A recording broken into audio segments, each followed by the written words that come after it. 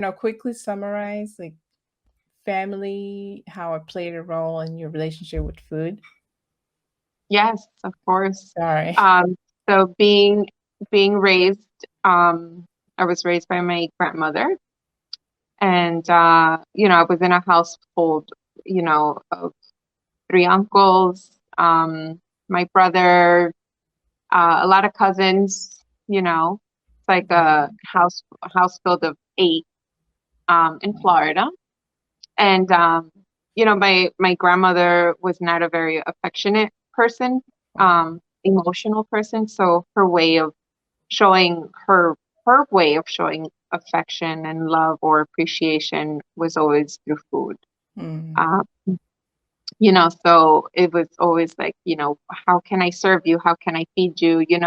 What are you in the mood for? What do I give you? I'm gonna bake a cake. I'm gonna make this. I'm gonna make that. And it was always in abundance. Right. It wasn't just small portions. Because she had older sons. My uncles were much older, very active in college, finishing high school. So they were very active with sports, football, Right. soccer, basketball. So when they used to come over, my grandmother would just have massive plates of food, the rice, Mm. the steak, the beans, the plantains, and then the coffee and then the cake and this and that, so it was like there's no limit. There was no Mm. limit. There was no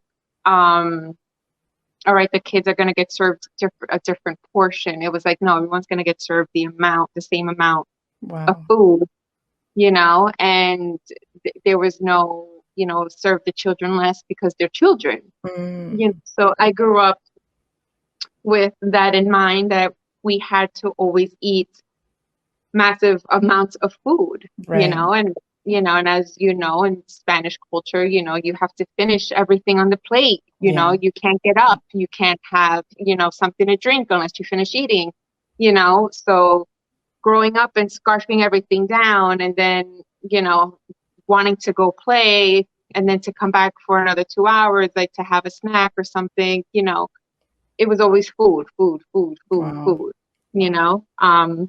If we would go to church afterwards, we would go to Burger King. That was our thing. So every Sunday we would go to church and we would go eat Burger King, or, after an outing, we would come home and she would buy burgers and then she would make French fries at home, massive amounts of French fries.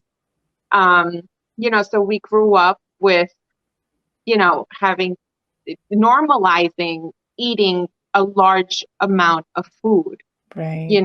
and I feel like that generation just, it was lack of education, where they didn't think of how an overabundance amount of rice, of pasta, of potatoes, potato salad, mashed potatoes, could eventually lead to health problems, Right. obesity, um, problems breathing, high cholesterol, diabetes, which runs in my family, heart Wow. disease, you know. So it's like they didn't think about it, Right. and so it was difficult, growing up and then becoming a young parent, me personally, Right. and then having to deal with the challenges of life, of different challenges, and being faced with, financial stressors, relationship stressors, work, Right. school, raising a child on your own, and juggling life. And naturally, I'm sure a lot of people can relate. You find Yeah. comfort in food, Right. whether it's the pizza, the pasta, the chocolate, which is one of my favorites, Um, so you lean towards it, when you want to shut down, when you want to cry, when you're tired, when you're emotional. Food doesn't talk back to you. Food doesn't judge you. It just makes you True. feel good. It fills you up, and you do it again until you're satisfied. Right. So it was very difficult to acknowledge, to be mindful, to be aware of limitations, and creating, a healthy relationship with food, or, maybe if my family would have encouraged more salad, more vegetables versus Right. more pasta, and more potatoes and, the heavy stuff, Right. in my family, they they have a tendency of making pasta with rice all the time. So that's a thing that they do. Mashed potatoes, rice, pasta, rice, Right. potato salad, rice. And it's like double carbs. And Right. then you're wondering why my 13-year-old self couldn't breathe, or is Mm. overweight. And then you have your family judging you and passing Mm. comments like, oh my God, did you see, she's gained Right. so much weight. And it becomes a traumatizing childhood, like Right. you're judging me, a child, or, children, or because I'm sure it happens in your family or other Yeah, families, definitely. but what they fail to realize is who's responsible for cooking the food. Not The you. child, the child doesn't have control of that. And then when you're sitting down eating, you're expected to finish everything on the plate. Right. Oh, there's So consequences. right, so it's a punishable act. Right. So it's like Exactly. you're damned if you do, you're damned if you don't. So you're teaching me if I don't eat what's on this plate of food, that I'm going to get in trouble. There's going to be consequences. And in the same token, I'm being judged not only by my family, but outsiders. And then, the bullying starts, and then you get triggered in school, by the side comments because you're overweight, or, Mm, because you want to eat more, because you normalize it, right. and I feel like our parents, our grandparents, they weren't educated in that. It was different times, so they weren't Definitely. aware. They were more concerned with you have a roof over your head, you have clothes on your back, and you need to go to school. Right. Right. Like your basic needs are being met, you know? So Exactly. that's how we grew up. That was the mentality. That was the norm, you know? So growing up with that experience, with that life,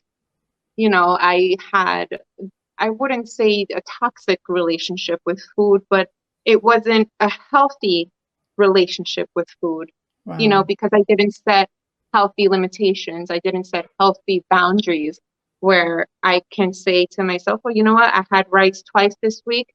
Let me not have rice again. Let me have an alternative. Let me have, spinach instead, or, chicken with spinach. Let me change it up. Everything was a Right. carb, the spaghetti, the pasta, the mashed potatoes, the potato salad, so it's difficult. It's I can difficult imagine. to start fresh and to unlearn what you've been, drilled, in your mind that has become normal to you. It's like, so it's challenging to just forget what you've been taught, or forget how you were raised, and then start fresh and Right. say, you know what, this isn't healthy for me. I have to change. I have to change my lifestyle because I want to be healthy. I want to be better. I want to be, stronger for myself, for my family, my loved ones. So it was a challenging transition. Wow. I can imagine. And I can also see that in America, there's easy access to fast food. It costs a lot less than a salad. So sounds like coming from a big family, your family probably had no other choice but to get the carbs, the rice, the starches, Right. because that probably costs a lot less. And there is a Right. lot of It, you. it becomes a little bit of both. It's, I guess Right. what's their norm, what they were taught, Right. and what they're seeing in society, so it's like it's a combination of both worlds. Exactly. Right. Tell us a little bit about how you started out your surgery journey. Well, I always struggled with my weight. I was Mm. never a thin person. Um, this is actually the thinnest I've ever been in my entire life. Wow. And um, as a teenager, I wasn't obese, but I wasn't skinny either. I always had a little meat on me. I was a little, gruesa, as they would say, Um, but it was something that I always struggled, excuse me, that I always struggled with. And Right. as I got older and I became a parent, and I started going to school, and, I went to school full time, I worked full time, I worked 12-hour shifts, you know, because Wow. I worked on the ambulance. I did EMS for 7 years. So working those long hours, those off hours, you know, it's kind of you get what you can when you can, because you never Mm. knew when the next call was going to come. So if you were next to a McDonald's or a Burger King or a Dunkin' Donuts and you just finish a job and your next job would usually be within 10, 15 minutes or maybe an Wow. hour. You never knew when was the next job, you Right. know? So we would just be like, you know what, let's make a quick stop. Let's get something, scarf it down, you know, Wow. on the bus. And then I would bring my books with me. I would write my papers. I would have my Wow. tablet with me. And, you know, so it was eating, turning pages, writing notes, Wow. studying, you know, being a single parent, you know, financial stressors, educational stressors, you know, work stress, life stress, emotional stress, all that combined into one, which led to just falling apart and not being mindful, you know, of your health. You start Right. losing focus of what you need, what your body Right. needs, you know, because you're so worried about all the external things that you forget the most important thing, you know, because if you're not healthy here and if you're not right here, how can you move forward to take on the tasks and the challenges in life, you know? So Right. I was slowly falling apart, and Wow. I stopped taking care of myself, and Wow. I gained weight very rapidly. And then I would lose weight very rapidly. You know, I would start running and I would start becoming more active. I would do yoga from time to time. I'm not a master at it, but I do enjoy it, you know, or I would start doing handball. It's a sport that I enjoy very much. And at one point, very, very, very long ago, I was very good at it, you know, but, you know, I was always, for the most part, usually very active, Okay. um, you know, but just work, you know, in school and, you know, not having enough sleep, I neglected Wow. myself. I neglected myself and I wasn't taking care of myself. And Wow. I put on so much weight that it got to a point where I felt like I couldn't do it on my own anymore. Wow. So I had a good friend of mine who did get the surgery um, 2 years prior, before she pushed it. You know, she kept on encouraging me, you know, because she saw my struggle and she saw what I was doing and how I was doing, you know, and she said, you know, I know you're motivated. I know you're strong. I know you could lose the weight again because you've done it 5 other times, you know, where you lost 30 pounds, but then you gained the 30 pounds and then Wow. you lose 50 pounds and then you gain the 50 pounds, you know. So it was a back and forth tug of war, you Right. know, but it got to a point where I was just exhausted and I was 289 pounds at my heaviest. Wow. Um, you know, I did express to my primary care doctor that, you know, I needed help and he suggested for me to, you know, take pills and he was dismissive and he Wow. felt like I didn't need it. And he said, you know, you lost the weight before, you could do it again. You're young, you're strong, you got this. Mm. But he wasn't hearing me, that I was Right. just exhausted inside and, you know, and I just felt sluggish and tired. Wow. My symptoms just started getting worse. I wasn't sleeping. Wow. Um, I started getting severe heart palpitations, which affected my breathing. I was out of breath very fast. Wow. Um, my legs were very swollen because, you know, I had fluid retention. My whole body was swollen. I was just, you know, my legs were just terrible. My ankles were very big, you know, my feet were very big.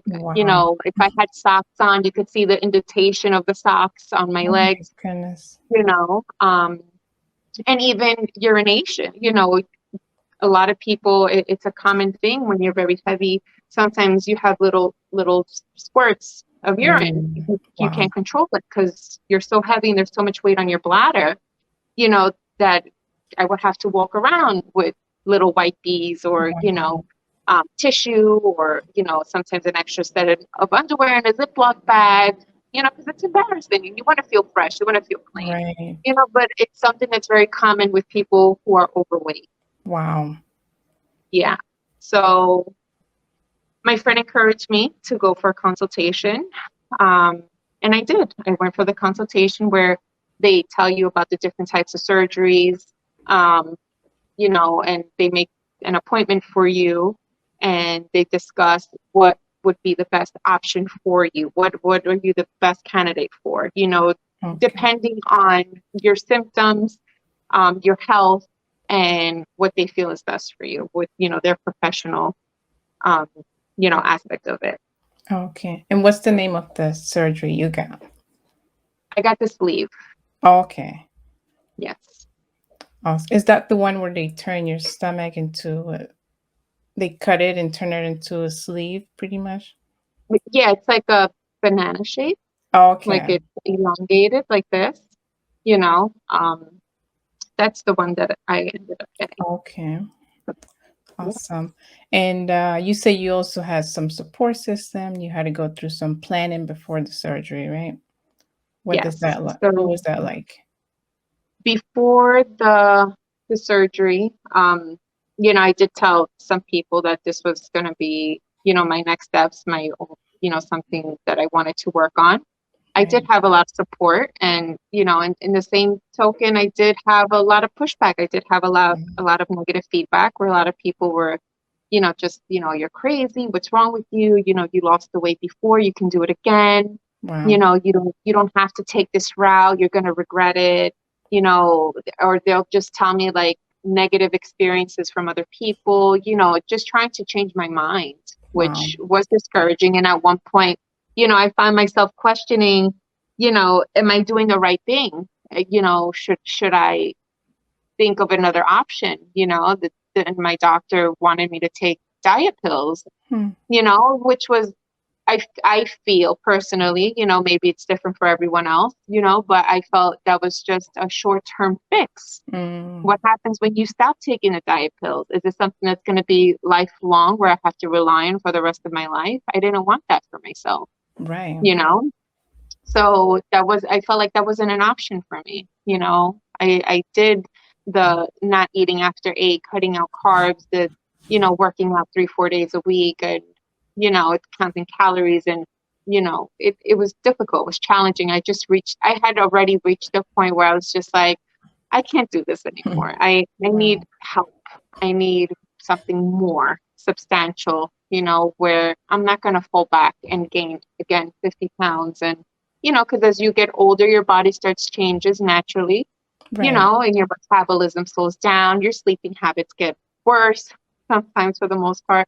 True. So and these are huge factors that play in your weight. If you're not sleeping well, if you're not eating well, if you're not hydrated, these are main factors, in a person's life that can affect your weight, especially with your age as you get older. It's very important to stay hydrated. It's very important to have your 8 hours sleep. It's very important to have a healthy diet, Right. and The little I things that make a I big right, difference. the little things, but because I Right. had such a crazy schedule, and I was all over the place, and I was going to school in Manhattan, Wow. and I had to travel, and I was working 12-hour shifts, and I was in school full time, and I Wow. had my baby, and it was very difficult for me to juggle, and I ended up neglecting my health. I was Wow. neglecting, my health, my needs, and if you're not well, if you're not good mentally, emotionally, physically, how can you take on the everyday tasks and challenges and goals that you want to accomplish? True. So I had to put a stop to it and say, you know what, enough is enough. I have to do this for me, because if I don't do it for me, no one's going to do it for me. Right. Right. And I got to give you props because you got to that point where you realize, okay, it's time to make a change for Right. me and for others. Right. Yeah. Yeah. So a lot of credits to you, Miss Lara. Thank you. um, also, so what do you think about people who purposely lose the gain weight so that they can qualify for this weight loss surgery? Ugh, I mean, I don't think it's something healthy, Right. obviously. Um, there's a lot of risks, you know, and I feel like it also creates a platform that could long-term affect your psyche, you know, because let's say if you're purposely doing this to gain the weight, you Right. know, and then let's say you qualify for the surgery and let's say you go through the surgery, if you still have that mindset, you'll gain the weight right back, Right. you know? So I can understand why a person would do that, but I I have to honestly say it's not the healthiest route to take. Right. Um, you know, weigh out your options and maybe ask yourself why you're doing this, you know, what's triggering you to do this, you know, and always seek professional help so you can get the proper support and guidance and always educate yourself. You know, if you're not sure of something, you know, ask your doctors, you know, express to them what you're feeling, what your symptoms are. You know, there's nothing wrong with asking and wanting to know more. Right. And what advice would you have for someone that's currently going through some physical, mental health challenges and need some um, recommendations or suggestions? Um, I would say follow your gut because Mhm. even with me sharing my own personal, you know, emotional challenges with Right. my own doctor that I've been going to for years, who I trust and I genuinely care for, you know, and you know, recommend people to see him. He was against it. Wow. He was very dismissive and he said, you don't need to do that. Are you crazy? You've lost weight before. Why do you want to even take that?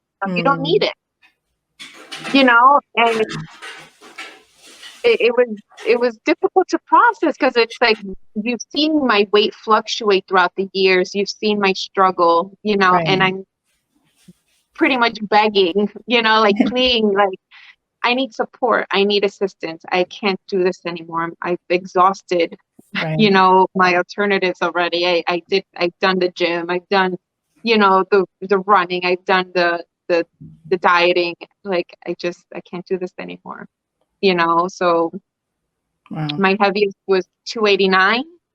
Um, I got the surgery in 2018. Wow. Um, the process it's not that long. It depends on your insurance that you have. Okay. And it also depends on you because you have to be consistent and Right. persistent with your appointments, you know, because they have to document your weigh-ins. You have to get blood work done. The surgery consists of you getting an endoscopy done so they can check your GI, you know, to see if you have any hernias, any ulcers, you know, to see if you have any issues. Um, you know, they need you to get an echocardiogram to check your heart. You need to get an x-ray done, you know, and I believe you have to do like 3 or 4 different blood panels, you know, to check your Okay. levels, to make sure you're not deficient, you know, low in any vitamins, Right. you know, so your iron is good. Um, you know, so there's a lot that that goes in with this. It's not a process that's overnight. You have to be patient and you have to be realistic that this is a delicate surgery, you Right. know. But if I could go back, you know, I would do it again and I would have done it sooner. I regret not doing it sooner, if Wow. anything, you know. This was one of the best decisions I ever made for myself. I would recommend if anyone is going to take this route, keep it to yourself. You're Mm, gonna have a lot of negative feedback. wow. You're you're gonna have people that are not gonna see things the way you see things. And I say keep it to yourself because other people won't and can't understand completely to the full extent of what you're feeling, how you're feeling emotionally, physically, and mentally. Only Right. you know what you feel on a day-to-day basis. Only you know how you feel when you wake up in the morning, you Right. know, and how or what your coping mechanisms are. Right. Maybe finding comfort in food is a coping mechanism for you, which is why you gain weight. You know, there's many reasons why people do things, you know, but you have to create a healthy relationship with yourself. You know, maybe create a food diary, Mm. That's very helpful, where you can start documenting, what you're eating every day, what you want to eat, and what your goals are, you know, because I feel like once you can visually, have a better understanding, and say, oh my God, and it becomes real. I feel like once something becomes real and concrete, and you could actually see it and be like, Mm. oh my God, I ate this today, I ate this today, and I ate this today, Right. you You know, visualize. right. It becomes real, So Right. I feel like once you have something like that, something substantial, it's like a wake up call. So it's like, you know what? Maybe this is the route I want to take. Yeah. You know, During the consultation process, they also, have you see a psychiatrist, Mm. as well as a nutritionist, where they educate you and they tell you, baby steps of what you should be eating, how you should start changing your diet, how you should start being more mindful, maybe even creating a food diary. They want to see what you are eating, how you're cooking, and how you need to incorporate different forms of food after your surgery. Right. So there's a ton of support there from the medical Yes, perspective. absolutely. Yes. That's awesome. Wow. You are such a warrior, Miss Lara. Thank I you. definitely got to give you credit. And I myself, as a personal trainer, I'm an advocate for exercise, but I also understand that not everyone is cut for exercise, for workouts. So that's why I wanted to bring you on and see your perspective on your journey with weight loss as opposed to other alternatives such as exercise and other remedies. So I'm glad that you took that route. Give you a lot of props. Thank you. And I want to thank you for being here. I know you probably have a lot going on today. So thank you so much. Is there something else you'd like to share to someone that's currently going through this journey? Listen to your instinct, keep it to yourself, um, and take things one day at a time. It's not going to be in, a 1, 2, 3 process. Right. Um, be patient with yourself, love yourself, and